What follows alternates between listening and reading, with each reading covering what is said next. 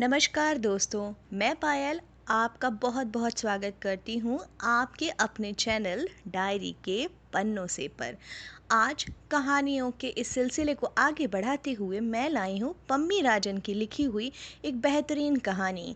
कहानी का शीर्षक है बाबुल मेरा मायका छूट गया। चलिए तो कहानी को बिना किसी प्रस्तावना के शुरू करती हूँ। पिछले दिनों से मैं ध्यान दे रही थी कि अपने स्वभाव के विपरीत दादी काफ़ी शांत रह रही थी। वो भी तब जब वो अपने मायके से आई हुई थी।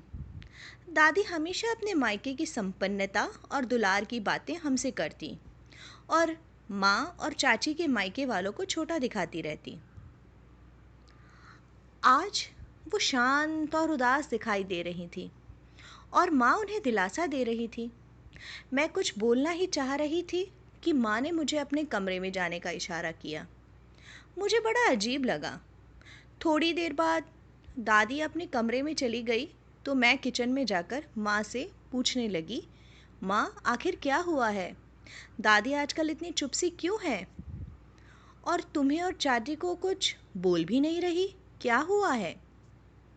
माँ ने मुझे बात में बताने को बोल दिया और वापस कमरे में जाने को बोला। मैं दोबारा अपने कमरे में आ गई और किताब लेकर बैठ गई, पर मेरा पूरा ध्यान दादी के ऊपर ही चला गया।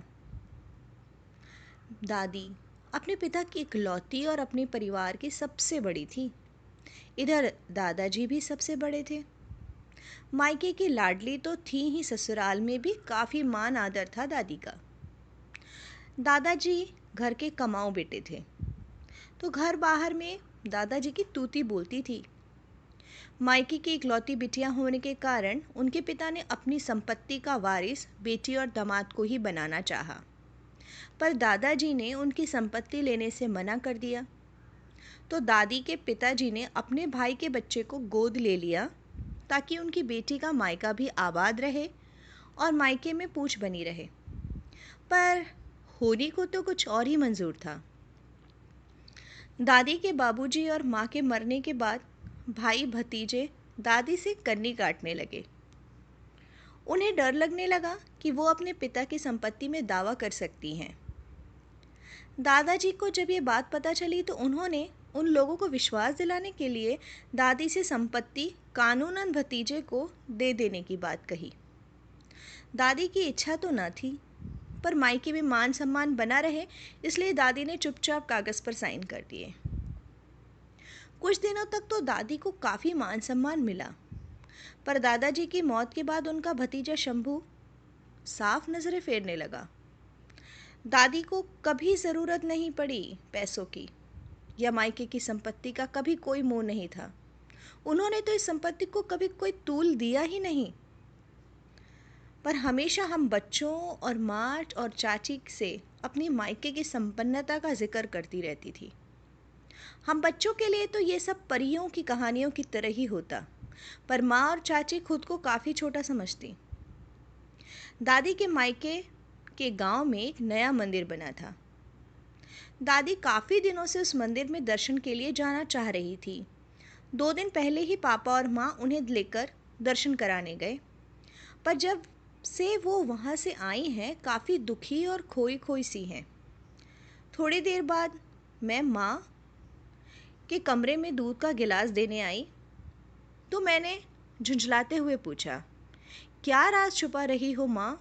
बताओ ना, आखिर दादी इतनी दुखी क्यों है? क्या हुआ है आखिर? माँ आकर कमरे में बैठ गई, फिर बोली, आज दादी के दिलो दिमाग से अपने मायके के होने का भरम मिट गया। दुनिया की किसी भी बेटी के साथ कभी ऐसा ना हो। माँ भी दुखी हो गई थी। मैं बोली, लेकिन मम्मा ये बताओ कि हुआ क्या है? माँ दुखी स्वर में बोली, उस दिन जब हम दादी के गांव पहुँचे तो 10 बज चुके थे, तो तेरे पापा बोले पहले मंदिर दर्शन कर लो, फिर वापसी में नानी के घर यानी कि दादी के मायके चलेंगे। मंदिर का रास्ता नानी के घर से होकर ही जाता था। हम पैदल ही जा रहे थे। रास्ते में शंभू यानी दादी का भतीजा दिखा, पर कुछ बोला नहीं और घर का दरवाज़ा बंद कर लिया उसने। ये देख दादी को गुस्सा तो आया, पर कुछ बोली नहीं। सोचा अगल बगल का कोई पड़ोसी दिखेगा तो बुलाएगा ही, पर सब दादी को देखकर मुंह फेरते गए। गली के मोड़ पर उनका एक भतीजा और दिखा। वो उससे कुछ बोलना चाह रही थी तो वो तुनकते हुए बोला, जब सारी संपत्ति का मालिक शंभू है तो वही ना करे आपकी इज्जत। हम क्या कर सकते हैं। तेरी दादी को काफ़ी दुख पहुंचा। जिस संपत्ति को उन्होंने और दादाजी ने कभी अहमियत ही न दी, उसने ही उनका मायका वीरान कर दिया। इन सब बातों को दिल से लगाए हम लोगों ने मंदिर में जाकर दर्शन किए। तब तक 11:15 बज चुके थे। तेरे पापा को कुछ काम था तो वो 10 मिनट में आने का बोल हमें मंदिर में छोड़कर निकल गए थे। हम मंदिर के अंदर ही बैठे तेरे पापा का इंतज़ार करने लगे। पापा को कुछ देर हो गई, तब तक पूरे 12 बज गए। मंदिर के पुजारी जी आकर हमें बाहर जाने का बोलने लगे, क्योंकि मंदिर बंद होने का समय हो चला था। मैं जब दादी को मंदिर से बाहर चलने को बोली तो वहीं फूट फूट कर रोने लगी और बोली, आज मायका की हर चीज़ मुझे मेरे परायेपन का एहसास करा रही है। जिस मायके की संपन्नता की धौंस मैं तुम लोगों पर चलाती थी, आज वो मुझे बार बार बेगाना बना रही है। आज मेरे मायके के भगवान भी अपने घर से मुझे भगा रहे हैं। ऐसा कहकर वो रोने लगी। थोड़ी देर बाद पापा आ गए और फिर हम अगली बस से घर चले आए। इसी वजह से तेरी दादी इतनी दुखी है। मैं सारा किस्सा सुन सन्न रह गई।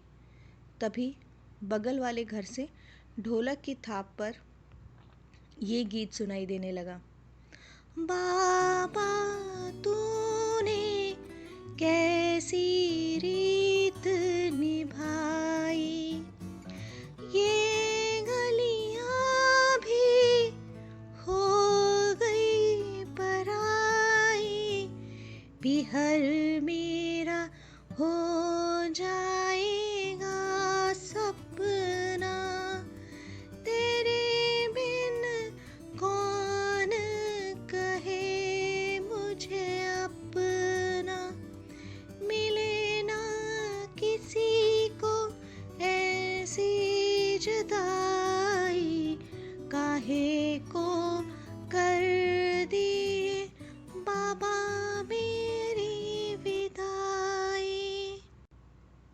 मैंने दादी के कमरे में जाकर देखा तो वो गाने के बोल सुनकर फूट फूट कर रो रही थी।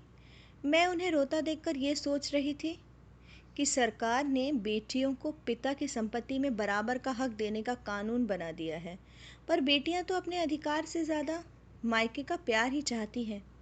क्या ये अधिकार उन्हें कोई कानून दिला सकता है? दोस्तों, पम्मी जी का ये सवाल मुझे भी सोचने पर मजबूर कर रहा है। शायद इस सवाल का जवाब तो मेरे पास भी नहीं है। हर एक लड़की के लिए उसका मायका और मायके का मोह कुछ अलग ही है, जो सिर्फ एक लड़की समझ सकती है। ज़्यादा कुछ नहीं कह पा रही हूँ, बस इतना कहूँगी, आपसे दोबारा मुलाकात होगी एक नई कहानी के साथ। तब तक खुश रहिए, एंजॉय कीजिए, चैनल को सब्सक्राइब कीजिए। बाय।